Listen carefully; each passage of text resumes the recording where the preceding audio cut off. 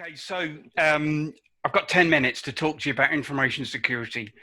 And I knew some things that I wasn't going to look to achieve. I wasn't going to try and make everyone scream with laughter, jump up and down, and do all sorts of different things, because I don't think that's really the subject matter. But what I wanted to do was just to get you to listen to some very simple things. Now I've got to see if I can work the IT. I knew there was someone in the room.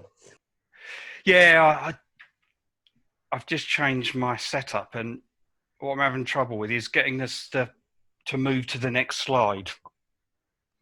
I think the right arrow sometimes works. Yeah, I've just tried that. Right, there we go. Okay, so a lot of people, when they start talking about information security, and it's typical that I see this, very early on engaging with clients, is they do that deep dive. They think, our Andrew's here. Well, let's get our, let's get our IT guys out. Let's talk about, all this stuff we got on the network. Well, actually, information security and that starts a long, long way before that, and it starts with people. And typically, a lot of people are perplexed by that. So what I tried to do was try to put this into some very simple bullet points. And it's difficult because, as we all know, work with clients, inevitably sometimes you have to make some changes or adjustments to your approach. But typically, this is how I'd approach a very typical engagement. And it might well be that engagement wants to go all the way through to certification to one of the standards, such as ISO 27001, or they just want to effectively validate what they have or assess what they have in place against an industry standard, such that they can respond or participate in an RFI or RFP. But it starts with people. So who do you have in the business? And the reason you identify the people was because you want to get them to understand about responsibility. And you do this before you go any further, because information security, or the act of protecting your information and other assets in the business, is not just down to a single person. It's not just down to a single party or group or entity within the business. And a lot of people think it's all about IT. IT have a role in it. Absolutely everyone has a responsibility. So once we've identified that, then we then look within the business to see what policy and process exists, or what policy and process require, bearing in mind you've already identified the people and their level of responsibility. Once you've identified what they have, you address, identifying the gaps. Most businesses will have something. And although they might say they've got nothing, they have. It's just not written down. So policy and process is a really important step for any business. But you must remember, and a lot of people get worried by this and think, we're going to end up with reams and reams and reams of paper or digital form. But actually, you only implement a level of policy and process as applicable to that business. I've been to lots of businesses and they have, a fantastic document management system, because it's so complex, no one follows it. So actually, that they don't have an effective protection mechanism. So you move forward to the implement. This is really important because this gets back to the people. You ensure that people understand what the level of responsibility is, and that can take many forms. Some people, it's a sitting with them. Some people run sessions. And latterly now we've had to adopt and develop our own online training portals, because it's not possible to physically run sessions with people. The implement stage can turn into many things. Some businesses may want to go through to certification, in which case we'll arrange for an external auditor to come in. I make a personal choice not to do auditing externally myself for my clients, because I think it's more appropriate, given today's market and expectation, to have an independent third party do that. Otherwise, it's a bit like marking your own homework. So, or there's certification, and the important part to note is once you've reached your end goal, it may be certification, it may not. It doesn't stop there. And from an ongoing perspective, we invite ourselves back into businesses 3 monthly, 6 monthly, and annually, then to look at what's happened in the business. The validate stage happens at least annually, which is where we bring the external party back in to provide that annual review of its effectiveness. So we do a lot more than that. We've had to adapt a lot, driven by the market, but also by what our clients want us to do for them. So quite recently, we've branched in now. We provide support for our clients for a supplier assessment. So we may be invited to go and assess a technology provider, a hosting company. We provide support for third-party responses to that supply chain evaluation. As I said previously, we provide ISO certification and implementation resource. For some companies, we provide quite a low level of support. For other companies, we virtually embed ourselves in the business to take them through that journey. We have also, during the last few months, been asked to provide skills for interim outsourced information security office and data protection officers. We say we do provide internal audits. We do provide an element of technical review based upon the client's requirements. As I say, either for ISO purposes or purely to cope with business change, we provide policy, process and design. And we've created our own document management system that allows us to then quickly deploy processes. And as you can imagine, something that's been very popular is the business continuity planning element.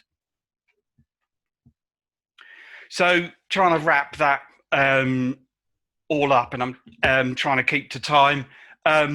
We are all about improving business operations. However you like to wrap it, what it is we improve the business ability to manage its operations, i.e. the things that it outputs that produce revenue.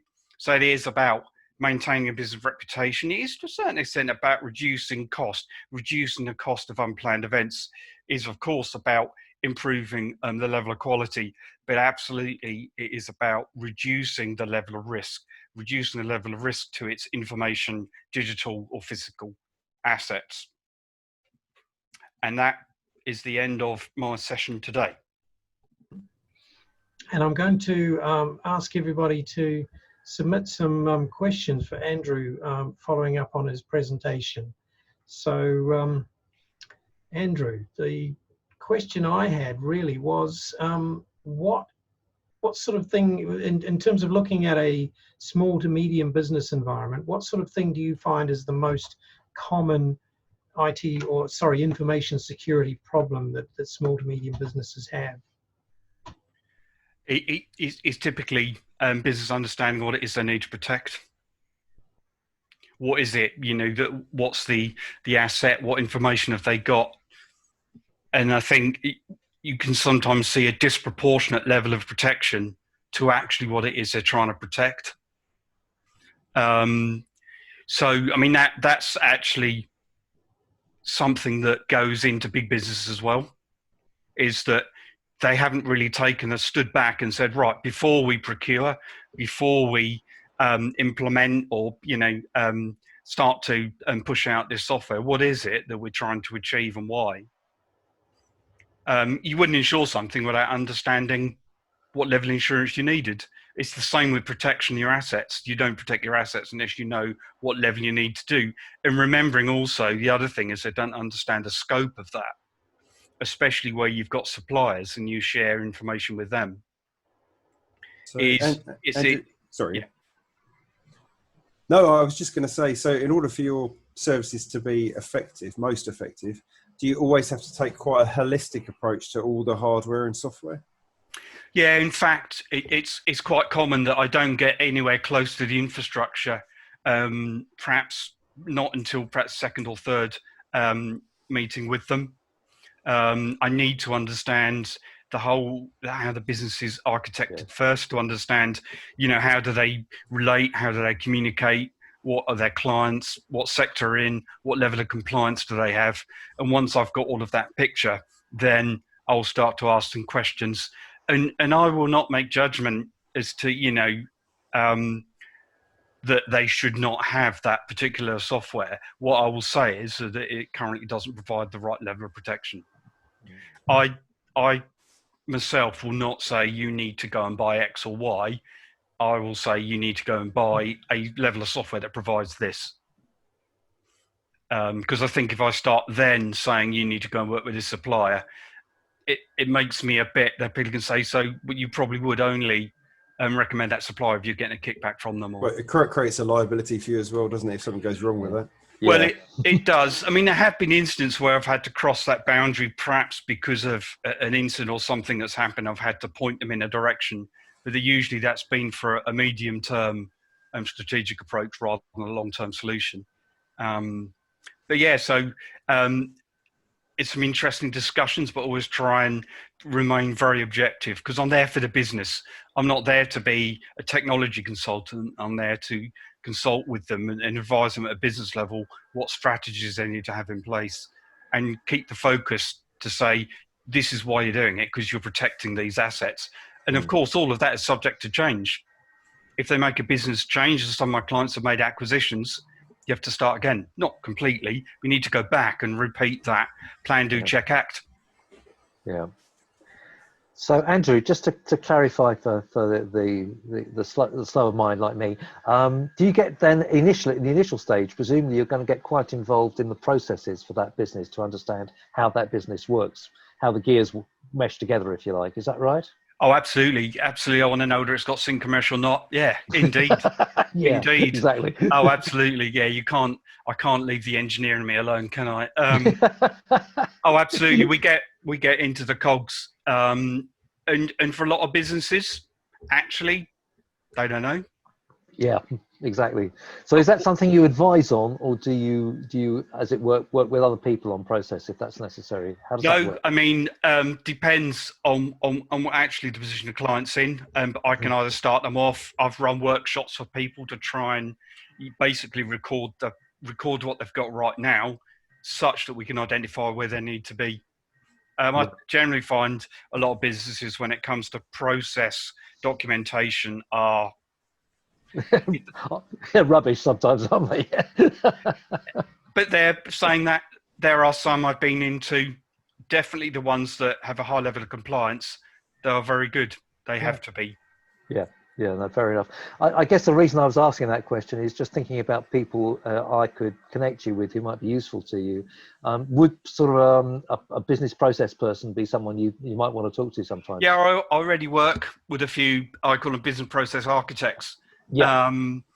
I did a piece of work for the Financial Conduct Authority, and we used some guys there because that's a very, very specific piece of work, and you have to understand all of the many cogs that come together for that. Yeah, absolutely, 100%. Okay, fine. A couple of people I might connect you with in that case. So Andrew, just to again simplify it for us, can you give us an example of a problem that you've identified and how you solved it, or how you proposed a solution? A specific thing, I mean. Yeah, absolutely. So I have a high-tech company that I work with on a quite regular basis down in Canterbury. So they are, because of the nature of their work, they are very sensitive to any data protection issues.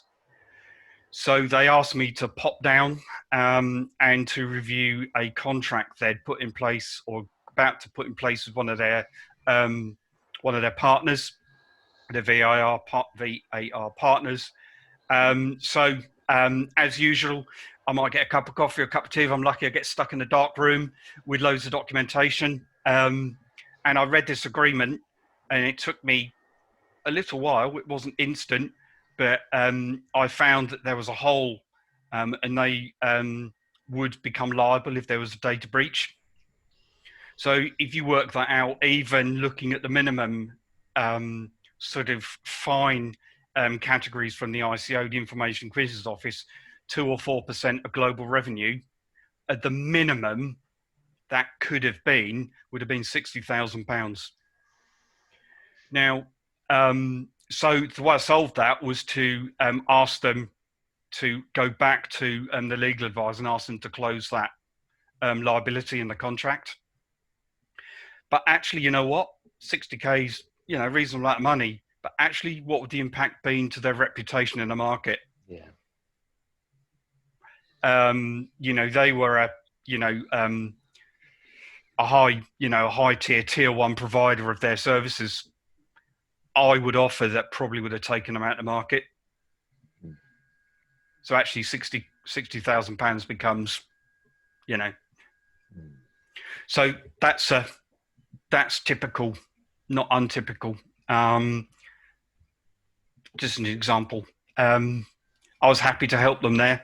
I was glad I did, and I think they learned from that because I explained how I got to where I did, which is not uncommon. I think you have to communicate exactly how you got, what the assumptions you made to get to that decision, and they understood that, and it worked. They closed that off. So in order to get you in the first place, they must have had some understanding of the risk, but I'm guessing not an understanding at the level of they probably wouldn't have realised quite the massive risk they would have been taking had they not employed you. I mean, the reason they asked me is because I'm their internal auditor. So I go in on a regular basis and conduct their internal audits.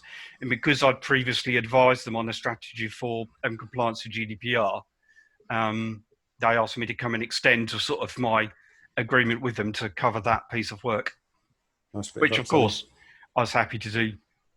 Great stuff.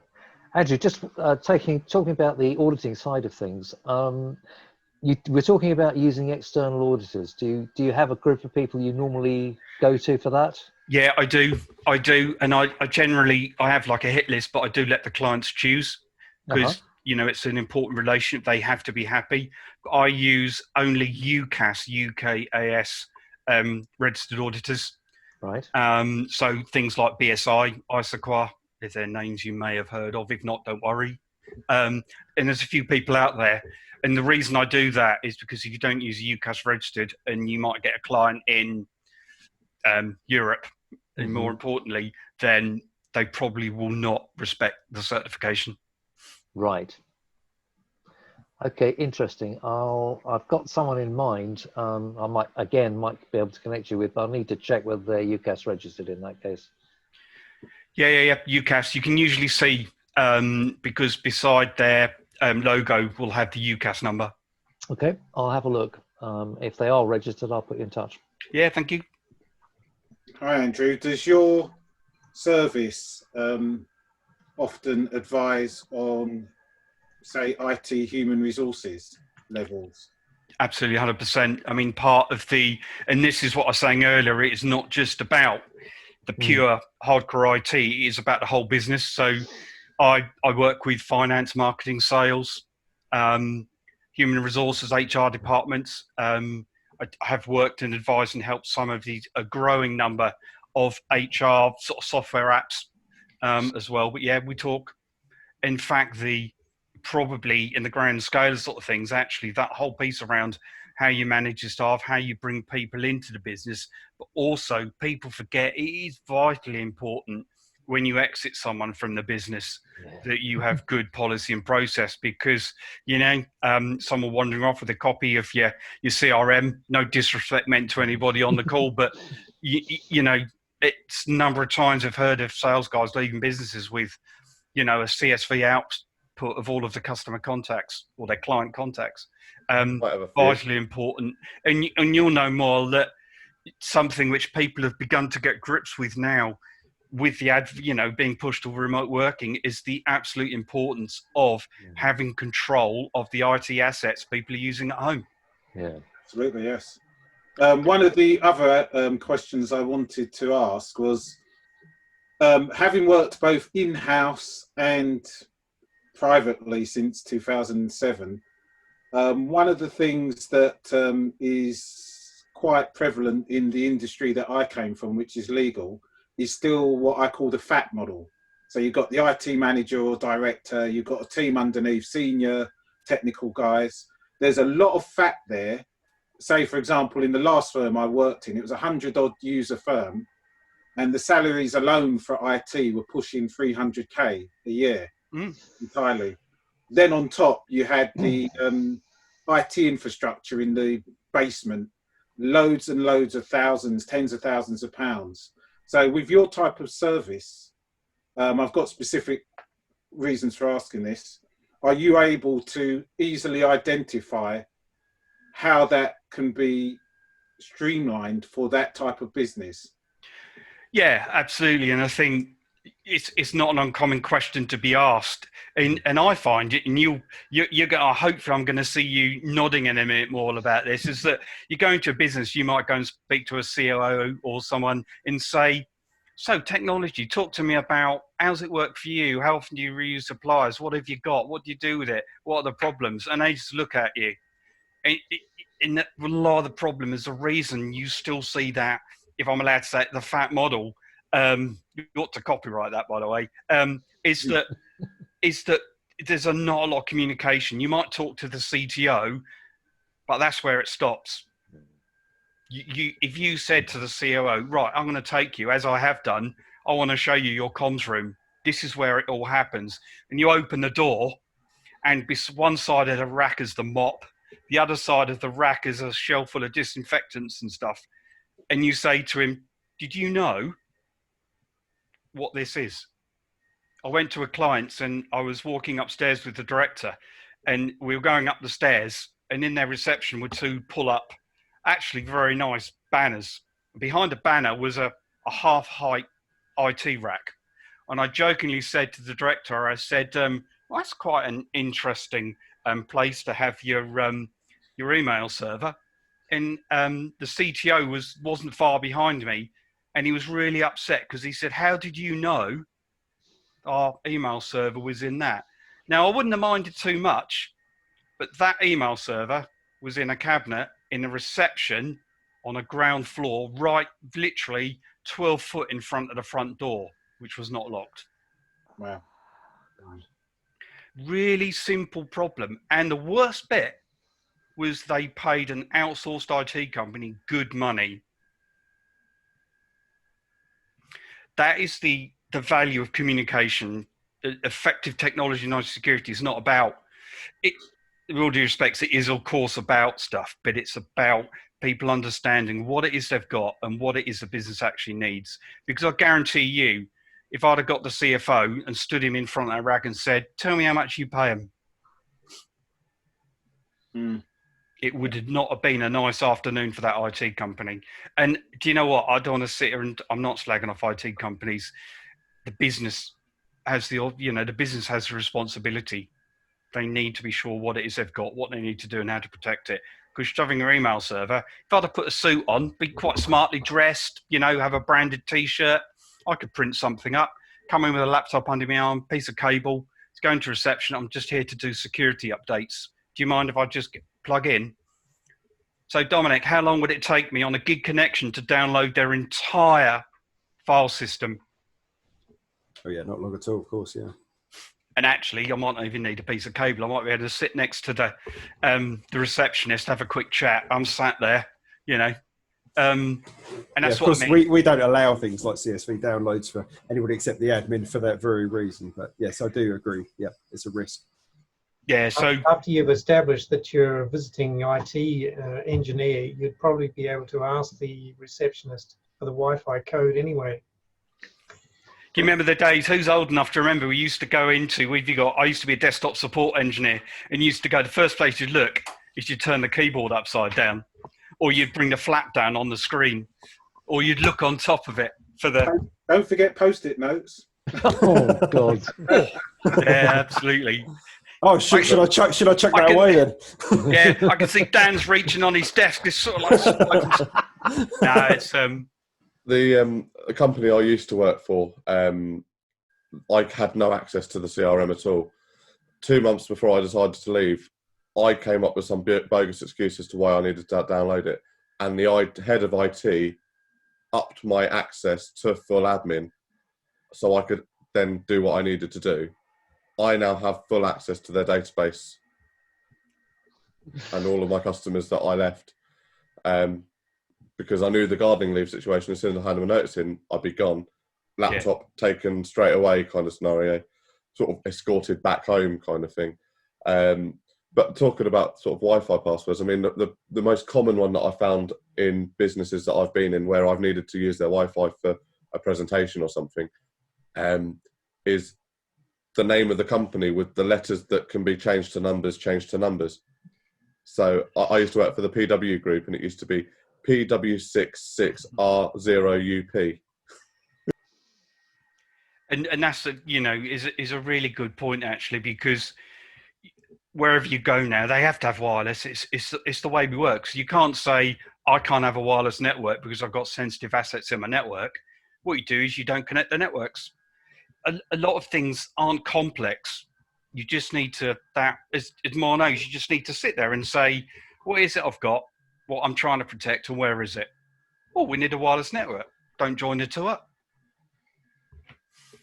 And I always, I'll leave you with this on this question.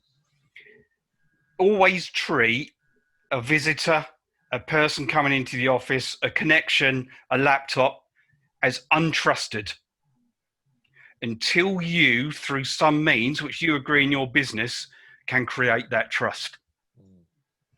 So if you get someone coming to visit the office, and particularly if you're in a high security, you've got some assets to protect, like you've got a diagram, you've drawn an infrastructure diagram on a whiteboard, you don't want someone to see that. So anyone who comes into your office, you treat as untrusted, unless you've got a vehicle to trust them. And that vehicle could be a non-disclosure agreement. Always treat people as untrusted. Always treat devices as untrusted. So don't connect either of them up to anything you value until you've got a vehicle to protect them. If you mark your assets, your photographs, Anyway, I'm going to be quiet now. Otherwise, I run a risk of upsetting everyone and running over on time. Or no, that's what this is all about, Andrew. No, this is all great stuff. A question about the current sort of situation with home working. I mean, home working must be an absolute security nightmare. What's your comments on that? I mean, it's here to stay. It's not something that cannot be allowed if it's appropriate. But a business needs to, once again, it's not just about sending people home with laptops. It's about thinking, okay, so they're going home. I can't do anything about that. They're going to be connecting through their domestic broadband. But what can I do that's an appropriate level to protect? Remember, we had a conversation about what is it we're trying to protect? How do you do that? So some very simple things, enforce strong passwords. Get them to use VPN. There's a plethora of the providers like McAfee and that have now integrated VPN software into their products at no extra cost. There are also some very good standalone products. But remember, you only need to do something at a scale appropriate to the level of risk. So if you've got a company that you're not sharing sensitive information or very little, they're not storing or maneuvering digital assets, or they're not producing software, then actually you just need to take an appropriate, so probably quite sufficient to have strong passwords. The higher the level of risk, the more appropriate the level of control needs to be, all the way through to VPN, encrypting all the data on the device.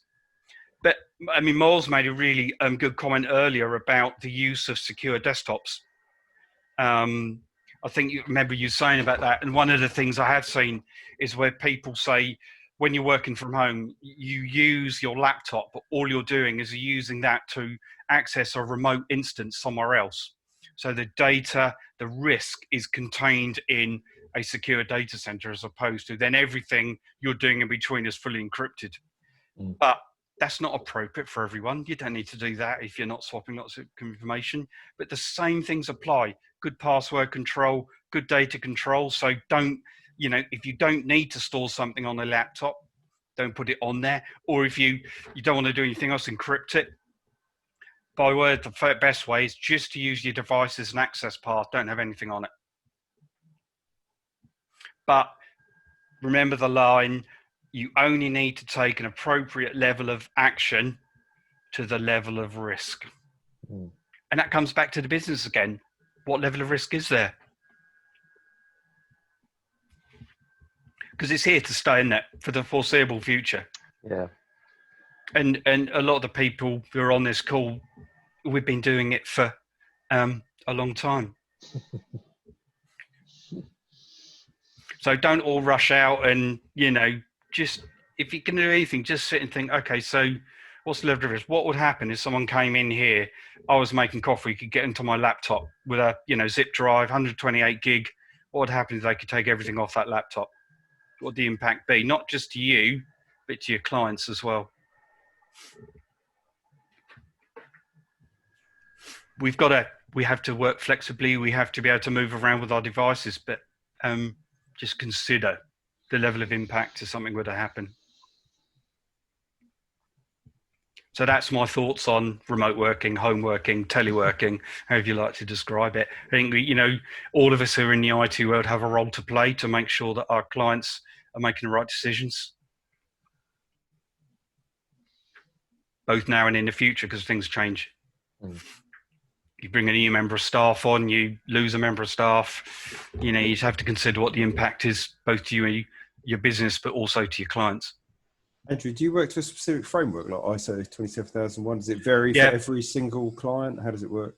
Yeah, so I'm a lead auditor for ISO 27001 and a few other standards as well, but 27000 is the main one. I don't, for my own reasons, I don't do CyberSafe or anything like any of those ones, Cyber Essentials. So yeah, everything I do goes to one of the ISO standards, whether it's 27001 for security, risk management 31000, and so forth. Yeah, so when I talk about certification for a client, that will be to something like ISO 27001.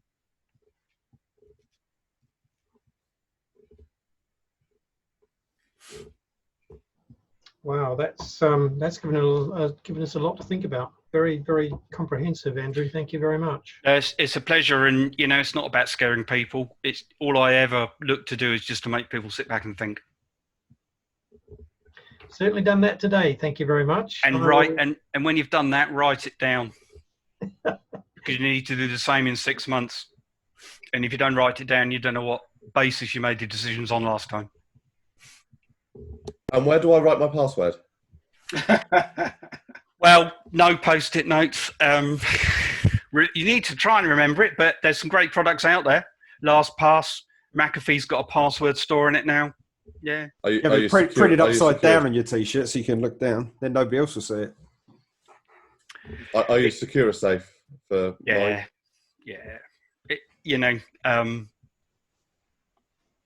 If you can, that's good. If not, just don't write it somewhere someone's going to look. It's easy to find, and ideally try and remember it. But the other thing is remember to change it. My passwords are done I do this thing with my keyboard where I basically just hold it upside down and hit it into a Word document, and then that becomes my password. It's not random because there's manual intervention, but it's as good as It's about as random as I can get with. I mean, everything that I do day to day is browser led anyway, so Apple does a pretty good job in terms of securely securing passwords and things like that. So I only have to remember the one password every 3 months. Yeah, and with no disrespect meant, actually, what would be the level of risk if someone did crack your password? Not a lot. Yeah. The computer itself, I've always ensured that the computer or the device is disposable. So if they're in, they're not really going to be able to do anything anyway, unless they know exactly the tools that I use on a browser, which I don't.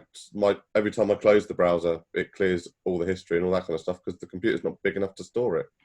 I cheaped out and went for the 128 gig MacBook Pro that can't actually store enough data on it to actually be meaningful. So I have to ensure that nothing's saved on it overnight and it's all backed up into the cloud and all that kind of stuff. They're designed now to be just that. I mean, the Chromebooks don't have any or very little storage on them because they make the assumption that everything's in the cloud. Yeah.